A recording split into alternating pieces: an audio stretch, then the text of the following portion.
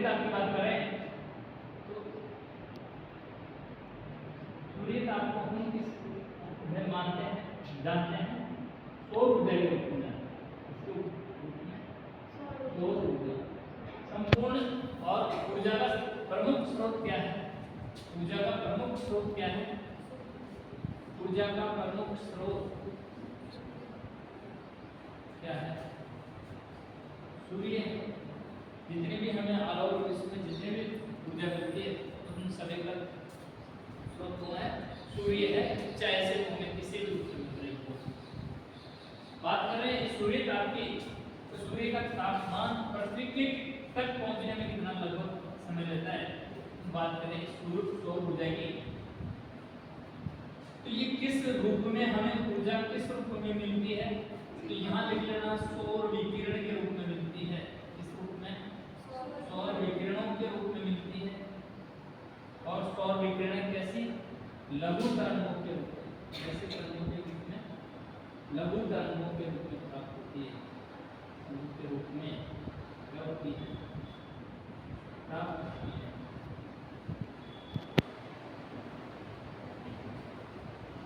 सूर्य के केंद्र का जो तापमान है लगभग हम यहाँ बात करें सूर्य का तापमान केंद्र की बात करें तो केंद्र में लगभग 6000 सेंटीग्रेड तापमान पाया जाता है। कितना है? लगभग 6000 सेंटीग्रेड टेम्परेचर।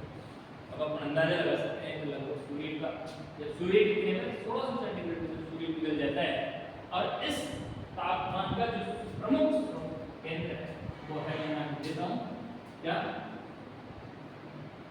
सौर ऊर्जा। और सौर ऊर्जा कौन कौन सी ऊर्जा है? एक तो हीलियम प्लस हाइड्रोजन के मिश्रण से ये प्रमुख दो गैसें हैं और इस गैसीय अवस्था में क्या पाया जाता है? सौर विकिरण जो किरणें पाई जाती है वो पाई जाती है। लगभग ये कितने तेज गति से धरातल पर पहुंचती है, पृथ्वी पर पहुंचती है? लिख लो लगभग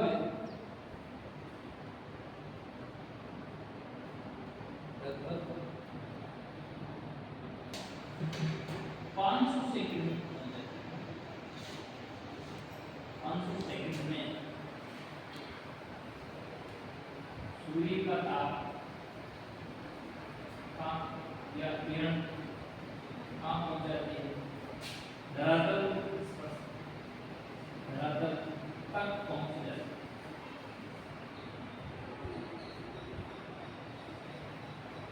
कितने टाइम में? लगभग 500 सेकंड। मतलब इसमें 60 का भाग देंगे तो लगभग आपके पास कितना जाएगा? 8 मिनट 20 सेकंड। ये इतना टाइम क्यों लेता है? क्योंकि सूर्य से काफी दूर है। हमने कल बात की थी सूर्य से चंद्र पृथ्वी की कितनी दूरी है? 16,000 की दूरी है। इसके में सूर्य की जब पृथ्वी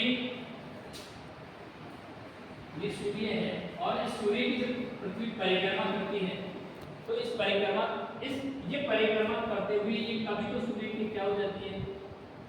सबसे नजदीक हो जाती है कभी कोई और कभी सबसे दूर हो जाती है। सबसे दूर तो इसका प्रभाव भी यहाँ पड़ेगा इस पर। जब सूर्य उत्तरायण होगा तो उत्तरी गोलार्ध पर सूर्य का तापमान क्या पड़ेगा? अधिक पड़ेगा। जब सूर्य दक्षिणायन होगा तो क्या पड़ेगा? कम, जबकि दक्षिणी गोलार्ध में अधिक पड़ेगा। चक्कर लगाते हुए क्यों हमने कहा कि गोलाकार बिल्कुल एकदम पूरे सेट में राउंड नहीं करती है? क्यों? तो पृथ्वी जैसी आकृति में अंडाकार आकृति में चक्कर लगाती है इसके। तो एक समय पर ऐसा होता है जब ये सबसे पास होती है और सबसे नजदीक दूर होती है और इसे अपभू और उपभू के नाम से जाना जाता है ना। एक क्या कहते हैं? उपभू और एक को अपभू। अप यानी दूर और उप यानी पास में, अर्थात बुध पूर्व। 500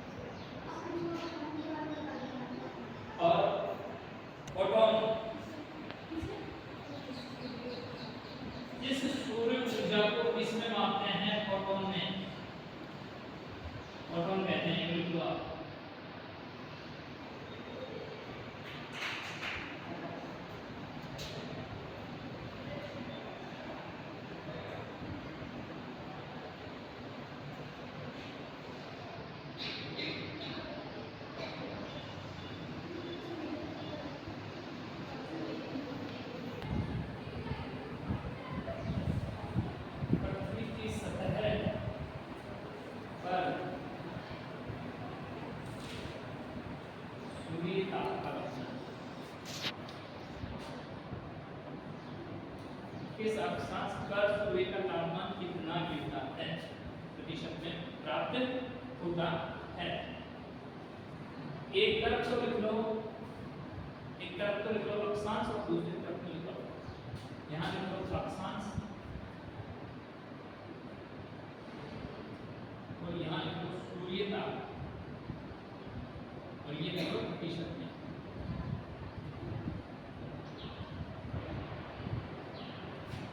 और एक टेबल बना है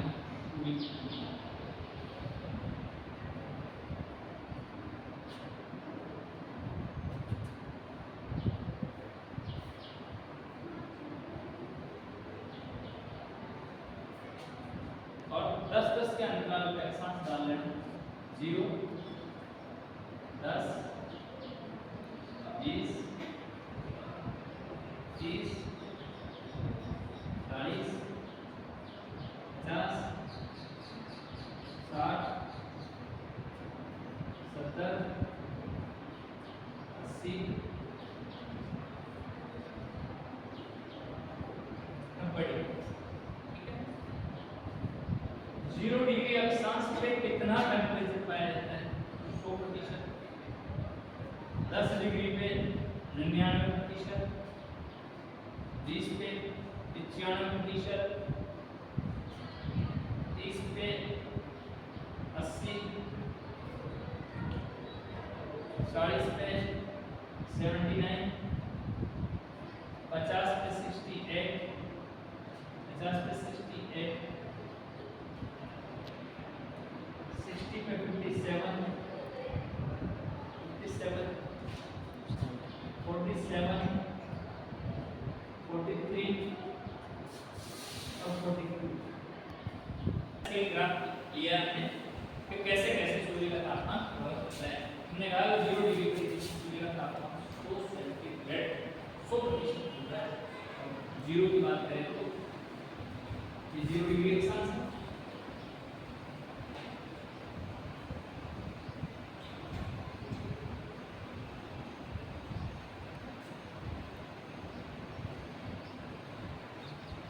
ये 0 डिग्री और इसे 0 डिग्री को क्या कहते हैं करेंगे इसके ऊपर यहाँ से हमने कहा ये 10 डिग्री की 10 इस 10 डिग्री के साथ नॉर्थ लिख देंगे, इस 10 डिग्री के साथ साउथ लिखते चले जाएंगे। ऐसे करके हमने कहा कि 20 30 40 50 तो ये यहाँ पर 90 डिग्री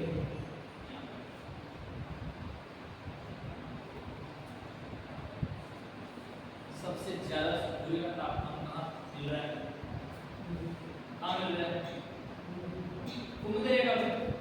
क्यों? क्योंकि यहाँ 43.5 डिग्री है, यहाँ 43.5 डिग्री नॉर्थ है और यहाँ 43.5 डिग्री क्या है।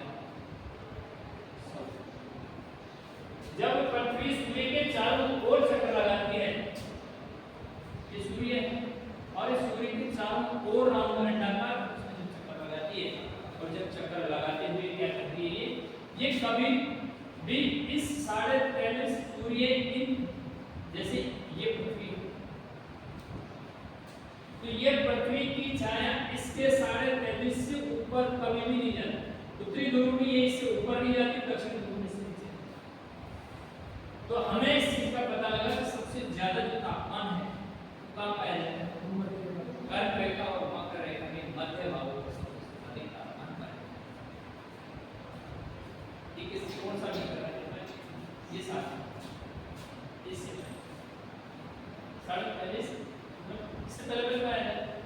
इसके बाद तापमान की दर घटती है, लेकिन उस दर से नहीं घटती जिस दर से घटनी चाहिए, है ना? उस दर से घटती नहीं है जिस दर से घटनी चाहिए। ये क्यों घट रहा है बात करें। हो सकता है हम कहेंगे 0 डिग्री पर भाई ये 0 डिग्री है, हमने कहा 90 डिग्री पर यदि 40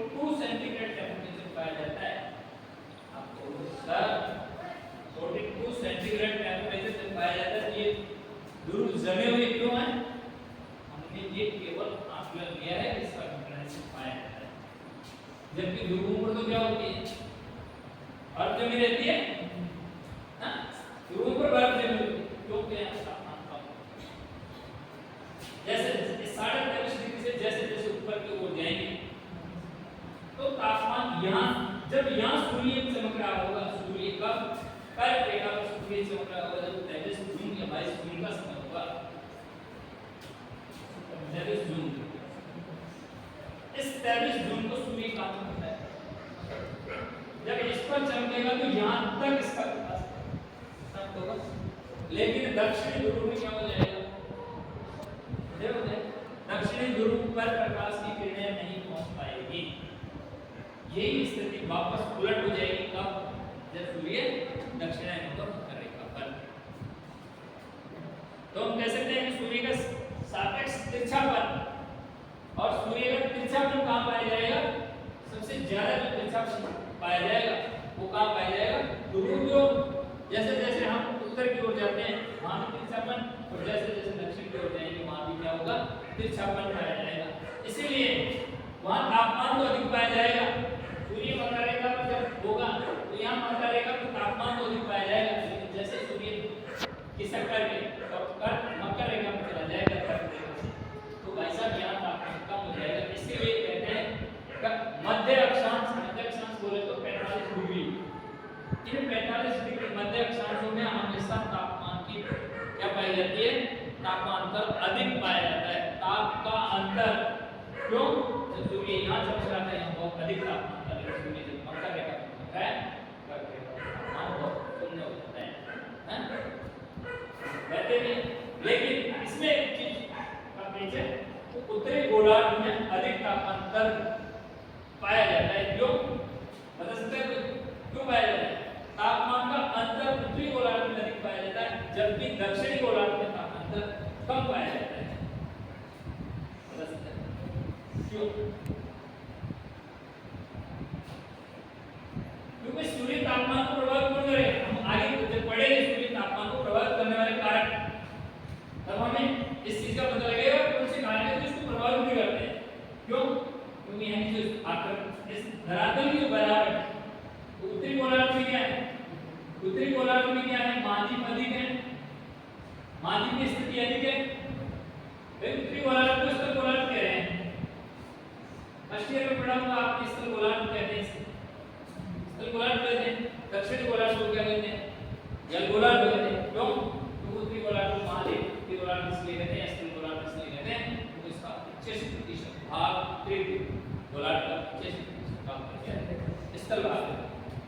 तो स्थल भाग जल्दी गर्म होता है और जल्दी ठंडा होता है, इसलिए इसका तापमान का अंतर अधिक होता है, जबकि दक्षिणी गोलार्ध में क्या है, 86% भाग पर जल है और 15% भाग पर स्थल है, इसीलिए ये जल देर से गर्म होता है और देर से ठंडा होता है। इस कारण उत्तरी गोलार्ध की अपेक्षा दक्षिणी गोलार्ध में सर्दी भी अधिक पड़ती है और गर्मी भी अधिक पड़ती है, वो कितनी पड़ती है, 60% अधिक पड़ती है, ठीक है ना। लंबवत कहां चमकती है, कई बार पूछ लेता है सूर्य की किरणें लंबवत कहां चमकती है, तो वो मध्य रेखा से दोनों ओर कर्क और मकर रेखा तक सूर्य की किरणें चमकती है। वर्ष भर सूर्य की किरण तापमान कौन प्राप्त करता है, 0 डिग्री। अब जब यहाँ से यहाँ भी तापमान गिरेगा, यहाँ से यहाँ भी गिरेगा, तो ये बात तो गर्म रहेगा, इसलिए तो यहाँ सर्वाधिक तापमान होता है। यदि यहाँ जून के महीने में 60 सेंटीग्रेड है तो सर्दी के महीने में 43 हो जाएगा, इतना ही फर्क आएगा। जबकि यहाँ जून के महीने में 50 है ना, तो सर्दी के महीने में तो घट करके 0 सेंटीग्रेड माइनस में चला जाता है। और देखा राजस्थान में चूरू कश्मीर है, देखा पूरा, क्यों, तो वहाँ क्यों, जहाँ सूर्य की तिरछापन अधिक होगा वहाँ तक तापमान कम पहुंचेगा। क्यों, तो वो तिरछापन की वजह से क्या है, ज्यादा वायुमंडल को क्या करना पड़ता है, सूर्य को गर्म करना पड़ता है, तो जमा कम हो जाती है। इसीलिए जहाँ सूर्य की किरण तिरछी पड़ती है वहाँ तापमान में कम होता है। हम ये बात करते हैं। अब देखो एक चीज, इन अक्षांशों को कहते हैं निम्न अक्षांश। इनको क्या कहते हैं, निम्न अक्षांश। इन 45 डिग्री को कहते हैं मध्य अक्षांश, मध्य अक्षांश, और 66.5 से ऊपर कहते हैं उच्च अक्षांश। और ये स्थिति दोनों गोलार्ध में पाई जाती है। लिख लो इस बार, निम्न अक्षांश, मध्य अक्षांश और उच्च अक्षांश। इसको 3 भागों में विभाजित करते हैं, 3 भागों में विभाजित करते हैं।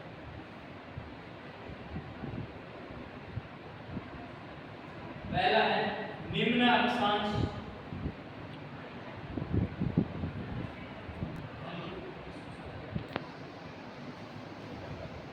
पहला है निम्न अक्षांश या अयनवर्तीय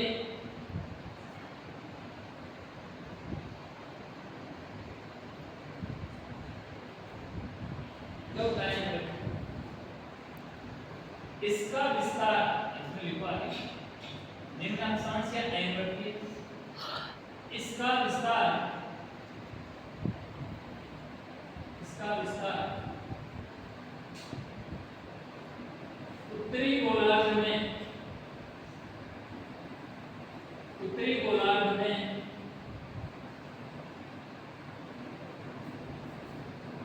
कर्क रेखा से लेकर दक्षिणी गोलार्ध में, दक्षिणी गोलार्ध मकर रेखा तक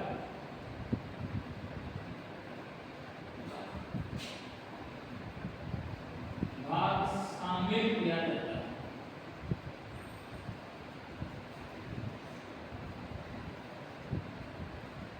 ये वाला 35.5 से, ठीक है।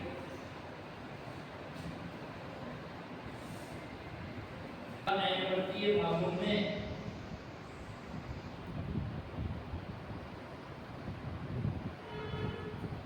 प्रत्येक स्थान पर सूर्य की किरणें, प्रत्येक स्थान पर सूर्य की किरणें वर्ष में 2 बार लगभग पड़ती है।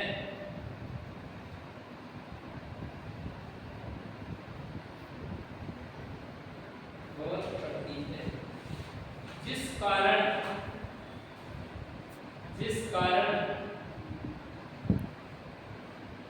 प्रत्येक स्थान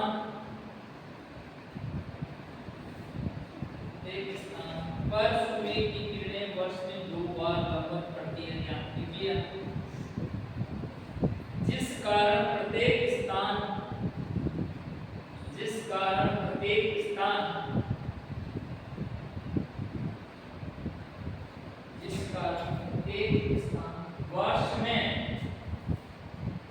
वर्ष में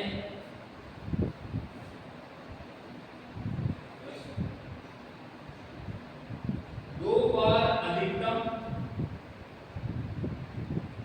बार अधिकतम तथा 2 बार न्यूनतम तापमान प्राप्त करता है। 2 बार अधिकतम तथा 2 बार न्यूनतम तापमान प्राप्त करता है।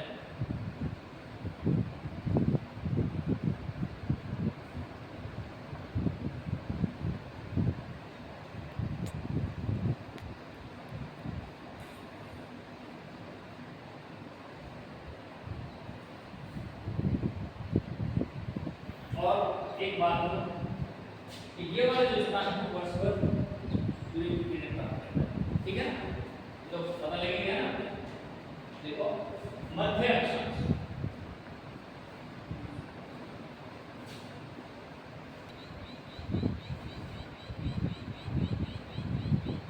मध्य अक्षांश और मध्य अक्षांश का विस्तार 33 डिग्री उत्तरी और दक्षिण से लेकर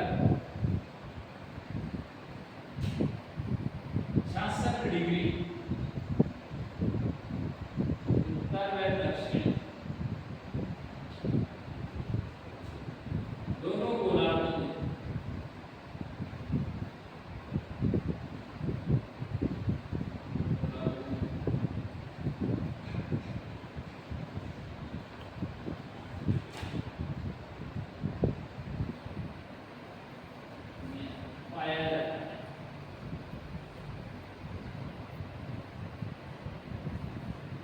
पाया जाता है। इस वाले पार्ट की बात करते हैं। इस 43.5 से लेकर के ये यहाँ 6.5 यहाँ 6.5 डिग्री भी नहीं ये और इस वाले पार्ट दूसरे गोलार्ध में ये वाला पार्ट दक्षिण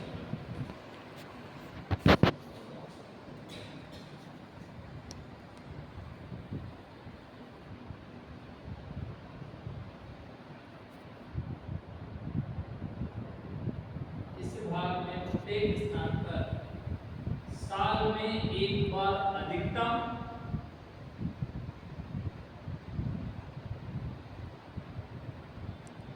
इस भाग में प्रत्येक स्थान पर